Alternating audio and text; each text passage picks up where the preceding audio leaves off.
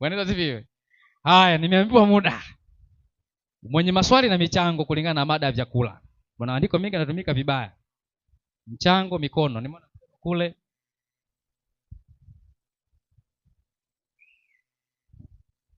Tunapakia. Twende mwalimu. Hii mada ndugu zangu, mimi nasemaga tu waga tunacheza na matumbo ya watu. Kwa hiyo tuwe makini sana. Sasa mimi kuna mambo yananitafakarisha na pia mtanisaidia, na kuna vitu naamini pia kwamba kuna viumbe huenda havikuwepo, yaani pindi Mungu anaumba havikuwepo, au vilikuwepo ila baada ya uumbaji vikaharibika. Naamini hicho kwa sababu Mungu najua siku zote anatuwazia mema, na ukiona jambo anatukataza si lengo la kutuumiza ila kutuokoa. Kuna vitu vina maana sana walikuwa naambiwa na Israeli wasile, walikuwa hawapei sababu. Lakini sasa hivi dokta akiviangalia vile viumbe vyote anaelewa sababu. Ni kutokana na elimu sasa hivi imetanuka na imekuwa. Unaona? Sasa mimi kuna mchongo nataka niseme hivi. Ukisoma katika Mwanzo 3:17, ngoja niisome 3:17. Anasema, akamwambia Adam, kwa kuwa umesikiza sauti ya mke wako, ukala matunda ya mti ambao nalikuagiza nikisema usiale. Anaangalia laana inavyoanza, anasema ardhi imelaaniwa kwa ajili yako. Ina maana ardhi ilikuwa ni njema tu, lakini baada ya yeye kula ardhi ikalaaniwa. Kwa uchungu utakula mazao yake siku zote za maisha yako, michongoma na miiba itakuzalia. Sasa inamaanisha kumbe michongoma na miiba ilikuja baada ya Sasa mimi na swali pia naongeza, funza huenda hakuwepo, ila alikuja baada ya laana. Ila kuna watu wanakula funza wanapiga fresh, lakini ni vitu ambavyo vilitokea kutokana na athari ya laana. Na hata nguruwe huenda hakuwepo, ila alikuwepo, ila basi ameathirika zaidi na ile laana. Kwa hiyo hivi viumbe si kama ni vibaya, viliumbwa vizuri tu, ila kulingana na ile athari ya laana imeviharibu. Kwa hiyo Mungu mwenyewe ndio anajua kile kilibaki salama, kile hakina madhara sana, au hiki kinafaa, hiki hakifai. Na kingine, Mungu alishaagiza chakula ni kipi katika uumbaji. Unaona? Alishaagiza chakula ni kipi katika uumbaji. Ila baada ya laana akajua wanadamu watakuwa ni wahovyo, watataka kufanya vitu fulani na kaza. Unaona? Kwa akatenga baadhi tumieni, vingine msitumieni. Lakini kwa yule ambaye kweli ana nia njema na anatafuta kweli kuyataka mapenzi ya Mungu, atatafuta lile jema tangu mwanzo. Yaani usitafute mawazo ya Mungu yale ambayo ilitoa baada ya mfano. Naomba nitoe mfano. Wewe umelelewa na mzazi wako. Mzazi wako anapokuambia bwana, mimi nataka uende ukacheze nje, ila saa 12 urudi hapa nyumbani. Saa 12 uwepo nyumbani. Wewe ukavunja sheria, ukapambana na ile sheria. Sasa mzazi wako akafanya maamuzi ya pili, akasema basi kwa kuwa umefanya hivyo, ila saa 2 ndio wage unarudi nyumbani, isipitize saa 2. Ikiwa wewe kweli ni mtoto mwema na unaamini mzazi wako ana nia njema, utaishika ile ya kwanza. Hii ya pili utaamini aliitoa kwa sababu kuna option ya mtoto wake lazimisha atake lile jambo analotaka yeye. Kwa hiyo ukitaka kujua kweli mapenzi ya Mungu yale ya halali, tafuta lile la kwanza. Kwa hiyo naamini sana katika viumbe vya Mungu vilipata athari sana na ile laana. Kwa hiyo Mungu mwenyewe akituambia fulani msile, kweli anamaanisha msile. Unaona? Ukisoma hii Mwanzo 3:14 anasema wewe nyoka, kwa umewadanganya hivi na hivi, umelaaniwa wewe zaidi ya viumbe vyote wa mwituni. Na maana wapo waliolaaniwa, ila nyoka ni zaidi. Unaona? Nitachangia tena ninukuu andiko jingine hapa. Ukisoma Warumi 8:20 kwenda 22, ni kweli wale viumbe waliathirika sana na laana. Kwa hiyo ni jambo la kuwa makini nao sana. Ukisoma Warumi 8:20 nasema hivi, kwa maana viumbe vyote pia vilitiishwa chini ya ubatili, si kwa hiari yake, ila kwa sababu yake yeye aliyevitiisha katika tumaini. Kwa kuwa viumbe vyenyewe navyo vitawekwa huru na kutolewa katika utumwa wa uharibifu, hata viingie katika uhuru wa utukufu wa watoto wa Mungu. Ina maana hata viumbe navyo viliathirika, vilipata ubatili na ile laana. Unaona? Sasa ukiona mtu anakuambia ambia tu tule sasa hivi kinaenda tu chooni, maidia, hakutakii nia njema kwa kweli, kwa sababu utakuwa kwanza unampinga Mungu. Sumuna kama hapo nimekwambia, kama kuna viumbe havikuwepo ila vilikuja baada ya dhambi. Sasa kama Mungu alimwambia michongoma na miiba itakuzalia, ina maana yeye Mungu hakuiumba michongoma na miiba, ila kutokana na ile athari imekuwepo hiyo. Sasa je, tutajuaje kuna hata nguruwe huenda naye alitokea tu baada ya mazingira kuharibika? Hatuwezi jua kwa sababu sawa haijaneno, lakini tujitafakari sana. Kwa nini michongoma na miiba ije baada ya uharibifu? Je, na viumbe vingine navyo pia vilitokea wapi vingine ambapo hatuvielewi kwa mazingira sasa tulionao, bakteria sio, fangasi, kuna viumbe vingine vingi tu huenda kama funza, minyoo. Vilitokea kweli? Mungu aliumba minyoo? Minyoo hivi mfate mtu itokee wapi kipindi kile cha kutokuwa na uharibifu? Hasa kama mfano funza anatokea baada ya jambo kuharibika, kuoza, kufa. Na katika Edeni hakukuwa na kifo. Huyo funza alikuwa anaweza kutokea kwa mlango gani? Ni kweli kwamba funza hakuwepo. Basi mimi mchango wangu ndo huo, na tujifunze katika lile la kwanza la Mungu, ndiye anakuwa ndio mapenzi yake. Haya mengine ni option ya baadaye. Mungu abariki sana. Amina. Muda kama umeisha mseme. Haya, unajua kuna kipindi nilienda mahali nikakamatwa sana na ndugu zangu, wakasema nyinyi mnajifanya mnahubiri afya. Kwa nini tunavyo? Ndio kwenye masuala kwenye ulaji, kwa sababu huwezi ukala bila kwenda haja. Kwa sababu gani nasema hivyo? Ndio nikajifunza jambo. Mungu aliwafundisha hata watu, Mungu ni mwokozi wa roho na mili na Bwana afya. Yaani Bwana afya wa kwanza ni muumbaji mwenyewe. Kwa hiyo kama mtu wa afya na mwalimu wa afya, kwanza ni muumbaji. Ndio maana hata leo utakuta nyumba nyingi na usipochimba choo ukishtakiwa, watakuja bwana afya. Hao watakacho kufanya utajua mwenyewe, faini au sio faini. Lakini kwa nini Mungu aliwaambia kwenye Torati unapoenda kujisaidia uchimbe chini? Sasa hivi kwa sababu hatuami sana kama zamani, tunachimba shimo moja refu na bado serikali ikasema haitoshi. Kuna magari ya kunyonya maji taka na kupeleka sehemu zingine. Bwana Yesu asifiwe. Kwa hiyo Mungu ni bwana afya wa kwanza wa kumfundisha mwanadamu. Ndio maana leo unaposema labda nguruwe na wadudu, kidaktari au kisayansi wakipima, watakwambia ni kweli, lakini Mungu labda hizo darubini kipindi hicho kulikuwa hakuna. Ila sasa uthibitishe maagizo ya Bwana ni amini na kweli, ukienda ukichukua hivyo vitu utakuta vina athari katika afya ya mwili wa nani? Wa mwanadamu. Ni kwa sababu kipindi hicho labda hata ukoma, si ndio? Mungu aliwakataza koma wasichangamane. Mimi nikauliza hivi, hata wagonjwa vipindupindu hospitalini wanaodi zao. Sasa je, wakitengwa na wenzao kunakuwa hakuna upendo tu kwa sababu wametengwa? Hapana. Kwa hiyo hata Mungu alivyotofautisha vitu ni sahihi. Kwa hiyo hata Mungu alipotenga watu kulikuwa ni nini? Ni sahihi. Kwa sababu miundombinu ya nyakati zile ilikuwa ni nini? Ni tofauti hata leo. Bwana Yesu asifiwe. Kuna mwenye swali, mwenye nyongeza? Kama muda upo, kama upo tuitimishe. Mada ilikuwa ni vyakula vinavyopaswa kuliwa na vinavyoliwa. Nimeona mkono wa mtumishi hapo. Sawa. Mimi nataka kuwekwa sawa kidogo. Naam. Kwa alichokielezea Kevin kwamba inavyoonekana mwanzoni pengine hata nguruwe hakuwepo. Unaona, sasa kwa sababu ni mjadala hatuwezi tukaacha tu Amen. Ukapita juu. Naam. Sasa mimi nitaka labda kama kuna mtu anaweza akalithibitisha hilo kwa undani, kwa sababu mimi ninavyoamini hiyo miiba hiyo kama miti. Kwa ninavyoamini Mungu aliumba. Kwa sababu kama hata hivi tunavyoviona kwamba ni najisi, bado viliumbwa na Mungu, kama mtumishi ulivyoeleza kwamba vilikuwa na kazi yake maalum.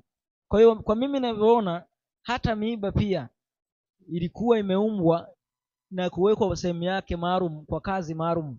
Unaona, sasa ardhi inaporaniwa, maana yake kazi ya ile miiba ilikuwa na kazi yake special, inakuwa sehemu fulani kulingana na Mungu jinsi alivyoiumba. Kwa badala ardhi izae ile matunda ambayo Adamu alipaswa kula, then haitazaa, ila kwa sababu ya laana ndio hiyo michongoma inafanyaje? Kumaanisha kwamba maisha ya Adamu yatakuwa ya taabu na dhiki, yani ardhi haitakuwa na uwezo wa kufanyaje?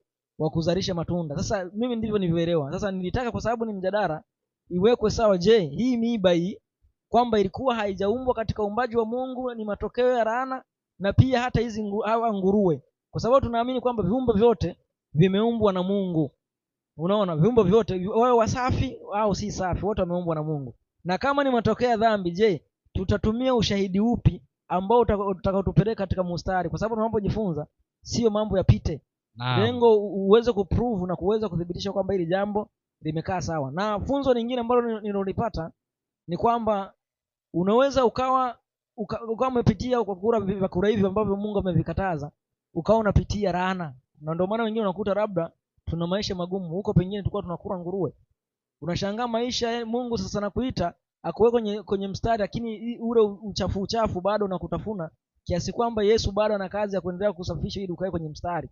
Unaona? Kwa hiyo unaweza kushangaa pia matokeo pia hata ya uraji wa hivi vyakula ni kwa sababu wengi ni wamemkataa Mungu, kwa sababu huwezi ukaacha kumwamini Mungu wa kweli ukashika utatu alafu utarajie utaacha kula nguruwe. Lazima ule nguruwe. Na chunguza tu kwa makini, waamini utatu harisi ndio wanaokula hivi vyakula. Yaani ukiamini tu utatu lazima ule hivi vyakula. Na hata wa Sabato SDA wewe subiri tu, ni swala la muda wataanza kula. Nadhani nimesikia. Pili, labda tunapokuwa ndio maana mimi napendaga kusomaga Biblia kwa muktadha. Tunapokuwa tunatoa majibu ya swali liloulizwa. Hata Mungu asema aliipanda bustani, si ndio? Afa akamweka ule mtu. Nilikuwa najiuliza sana. Unajua hakuna kitabu kigumu. Unajua tunaonaga tu hakuna vitabu vigumu kwenye Biblia kama kitabu cha Mwanzo na Kutoka. Wanaweza sifiwe. Mimi kwa upande wangu mimi. Kwa nini? Ni vitabu vigumu. Kwa sababu hata wewe kutoka katika dhambi na kuwa mtu mkamilifu ni vigumu. Bila neema, ndio maana wengi walifia wapi? Jangwani. Yaani kutoka katika maisha tuliyozoea ya ujahilia kuishi maisha ambayo anataka Mungu, tunatembea humo. Ndio maana mara nyingi tunakuwa tuko Misri, tunawaza Misri. Wanaweza sifiwe. Mara nyingi. Na pasipo mifano hakuna. Kwa mfano pia, unajua kitabu ni kigumu. Asema mtu wa uzima uliwekewa makerubi ukalindwa. Na Kaini au Adam alikuwa akilima mbele ya bustani ya Eden. Si ndio? Alikuwa akiona kule. Lakini ule mtu wa ujuzi wa mema na mabaya haukuwa na ulinzi wowote. Bwana Yesu asifiwe. Yaani ule mtu wa ujuzi wa mema na mabaya haulikuwa na ulinzi, ni mtu wa uzima. Kwa hiyo kuna mambo mengi sana. Twende kwenye ushahidi, maana ndugu swali anataka ushahidi. Ni kweli ni swala la kutaka ushahidi, ila nimesema angalia, kwa angenisikiza kwa wema angenielewa, ila alisikiza kutaka ulize swali. Na mimi nitajibu kwa kurudia yale niliyosema hivi. Ukisoma katika Mwanzo, nitaomba nirudie hii Mwanzo 3:17. Inasema, akamwambia Adam, kwa kuwa umesikiza sauti ya mke wako, ukala matunda ya mti ambao nalikuagiza nikisema usiale, ardhi imelaaniwa kwa ajili yako. Kwenye ardhi, mtumishi, kunatoka nini na nini? Alivyovitaja nyuma mboga za kundeni, alivyotaja kule nyuma mche utoa mbegu na matunda na nini na vitu kadhalika. Unaona? Sasa anatoa neno ardhi imelaaniwa kwa ajili yako. Kwa hapa anaenda kuelezea hapa ni mambo yaliyotokana na laana. Anasema hivi, kwa uchungu utakula mazao yake siku zote za maisha yako.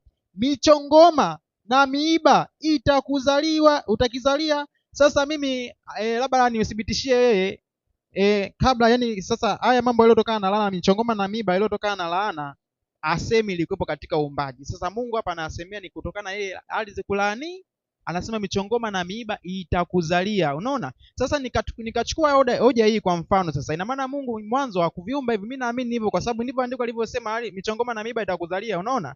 Naamini hakuviumba wala kuviweka, ile kwa sababu ya ile laana ndio akatoa laana, nayo itakuja kwa ajili ya hayo mambo, michongoma na miiba itakuzalia. Nikatoa mfano.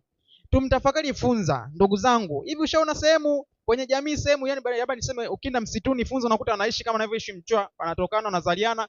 Funza anatokana na uharibifu, yani mwili ukioza, nyama ikiharibika, anatokea kimaisha na sijui kama anatumia hata oxygen yule. Kwa sababu watu wakitaka kumvuna funza wanachukua mfuko na nyama wanaiweka. Mimi nichaona mtu akivuna funza anachukua mfuko na nyama anaiweka, anafunika, anaificha chini ya ardhi, anaifukia, anakaa zake miezi 2-3, anakuta funza umejaa kibao, anachukua anaenda kuwapa wadudu na kaza yake, asema ndo anakuwa. Unaona? Lakini sasa ule mfumo wa kufunza kutokea ni baada ya kitu kuoza, kuharibika, na baada ya muda mwenyewe naye anapotelea humo, yani eleweki anatokeaga wapi, anakuja wapi, yani maisha yake eleweki. Kazi yake ilikuja ni baada ya mambo ya mizoga. Sasa je, swali kwake narudisha, funza ni kiumbe wa Mungu na wote tunaamini Mungu si aliumba. Sasa je, wapi Mungu aliviumba viumbe ili kiumbe kingine kife, ili kiumbe kingine kitokee kile mzoga? Yaani kuna kiumbe Mungu alikiumba ili kiumbe fulani kife chenye kitokee ili kile mzoga. Ni jambo ambalo haliwezekani. Niko nifunza ni kiumbe ambaye kutokana baada ya uharibifu. Nikatoa option namba 2 kwamba hivi, sasa tuje kwa nguruwe. nguruwe huenda alikuwepo, au naamini pia vile vile huenda hakuwepo, ila kwa sababu ya ile laana, kama alikuwepo, basi amekuwa na madhara mengine mengi zaidi yaliyotokana na athari, kwa sababu hata nyoka, ukisoma 3:14 Mwanzo, nyoka anaambiwa umelaaniwa wewe zaidi kuliko wanyama wote wa mituni. Na maana wako waliolaaniwa, ila yeye kalaaniwa zaidi. Kwa hiyo hata nguruwe naye ni miongoni waliolaaniwa kama alikuwepo, au huenda walitokea kwa kusudi jingine kabisa huko baadaye, kwa sababu viumbe vyake yeye mwenyewe Mungu anasema hiki ni najisi, usiguse mzogo wake, si utakuwa najisi mpaka jioni. Mimi swali nilikuwa nitafakarisha hivi, sasa wewe Mungu, wewe mwenyewe uliviumba, na tunaweza tukafikiria huenda aliviumba kwa mkono wake nini akaviwekea kila kitu. Sasa wewe Mungu ambaye uliviumba, wewe unasema mtu akigusa atakuja kuwa najisi. Sasa sisi, wewe ambaye ulishika kabisa hapo uliumba, wewe vipi? Kwa hiyo mimi naamini ile laana ina athari kubwa sana tukifikiria katika upana wake mkubwa sana. Kwa hiyo naamini hivyo, na siwezi kusema kama nguruwe kuumbwa na Mungu, ila elewa point inayoda kumaanisha ni kitu gani, ni kwamba ile laana ndio iliyosababisha yote hayo. Kuna mkono kwa mwalimu.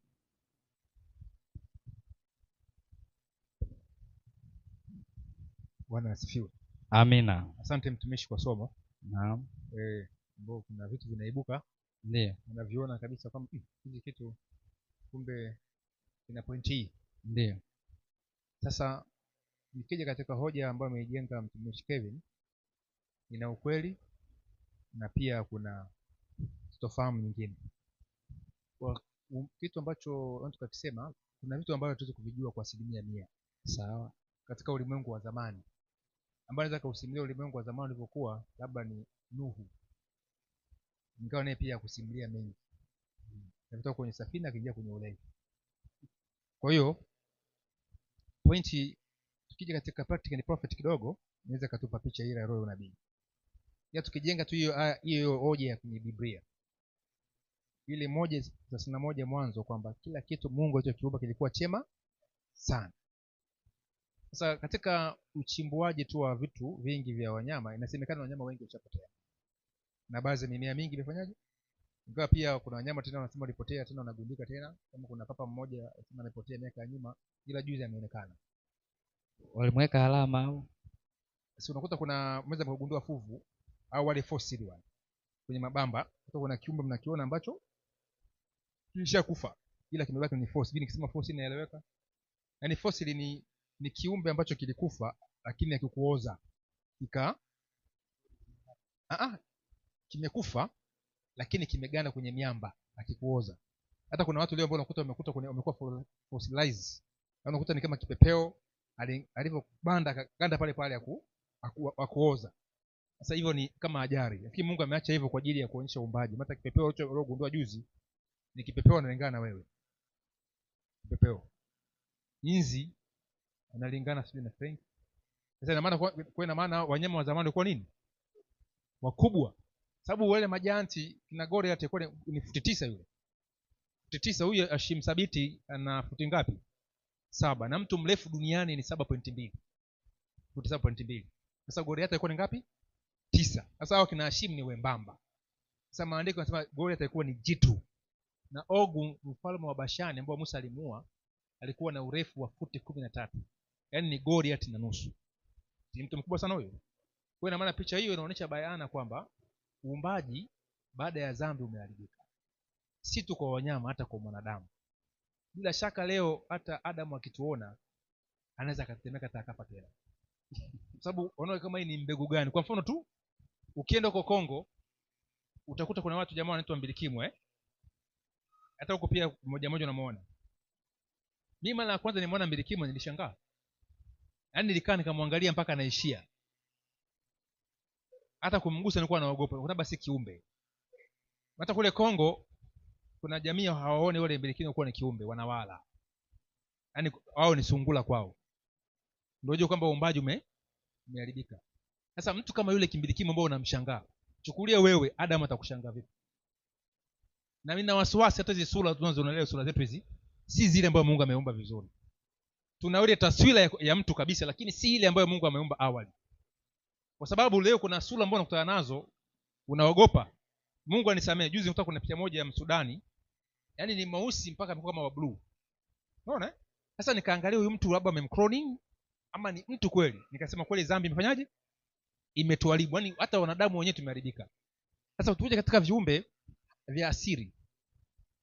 Viumbe vimechukua taswira nyingine mbaya. Kwa mfano, mbona huyu kuku bwana, huyu Kevin, kuku ana sumu kama ujui. Mdomo. Kuna sumu yake, akikubahatisha unakufa. Unashangaa tu wanafuga kuku wanakufa tu. Kuku akiuma nyoka jua anakufa eh? Mbona mate yako haya? Ukimtemea nyoka anakufa. Kwa hiyo una sumu hapo ulipo. Hata nyewe mmeshuhudia kuna mtu akiuma mtu anavimba na umuka mpaka jipo eh? Kwa hiyo mwanadamu ana nini? Ana sumu. Kwa hiyo uumbaji baada ya dhambi, uumbaji haukuwa rafiki tena, ukawa adui wa mwanadamu. Kwa hiyo yule buibui huenda alikuwa na matumizi yake mengine. Sasa akageuka kuwa anaua viumbe wenzake. Nzi badala ya kuwa kiumbe mzuri, sababu Mungu aliumba kwa kusudi lake. Huenda nzi huko katika ufalme unaokuja tutamkuta katika namna tofauti huenda. Sababu hata wale wanyama wengine ni nyoka tu ndio hatabadilika, ataendelea kuwa bila miguu. Lakini viumbe vyote vitageuka kuwa katika uasili ule wa awali. Kwa mfano, ameongelea habari ya mbigiri na miiba. Itakuzalia Nisema itakuzalia. Itazaa tu, sababu ina maana ni vitu ambavyo Mungu ameamua viwepo. Si kwamba hajakiumba, au lakini vinakuwa hadui. Huko Amazon kuna mti ambao ukikaa chini yake, utomvu wake ukikuangukia unakufa papo kwa papo. Utomvu tu. Na kuna miti inakula wadudu. Ushafahamu hiyo miti? Umeshaona hiyo miti? Si ndio hiyo maua? Yaani inakaa hivi, akitua mdudu hata ndege inambana. Sasa chukulia ni ua linakula nyama. Au siwe? Huenda kuna vitu ambavyo tujaviona vingi vya ajabu. Kwa maana huu uumbaji umekuwa mkatili kiasi kwamba si kawaida. Kwa hata unaona hii inaitwa nini? Inaitwa hii sonabari. Huu mtu gani? Mkaratusi unajua mkaratusi kiupanga katikati ya mtu unakunywa maji, unamaliza maji. Kwa nini umalize maji? Huku maji ilikuwa kwa ajili ya kumwagilizia nini? Bustani. Lakini unakunywa maji na maji nini? Unamaliza ile maji. Na ule mkaratusi ukiangalia katika hali ambayo inakuwepo, yaani kifupi Mungu akuumba viumbe, aliumba vile miti yote ambayo ukiila inakupa energy ya kuishi. Inakupa afya. Ila kuna miti leo ukiila inakupa mauti, si ndio? Kwa hiyo maana leo mbigili, ingawa kuna unabii mwingine huko pale kwamba Yesu atakuja kumaliza nini? Miiba. Kwamba ile mbigili kwa inawakisha laana. Kwamba dunia imepigwa nini? Laana. Lakini ukiangalia miti hii, unakuta ni mti huo Mungu ameuumba unaota miiba. Tuko pamoja? Lakini Mungu pia ameweka rehema. Ni miiba lakini unaota ua baadaye. Inaonyesha rehema ya nani? Ya Mungu. Kama ni miiba lakini unaota ua pia na matunda. Pia unaweza kula, kuna ile michongoma inazaa matunda. Pia unaweza kuyala kwa kula tukua dogo Inaonyesha rehema. Lakini kwamba ni uumbaji huu umechange. Mwanadamu ambaye alikuwa haui anaua.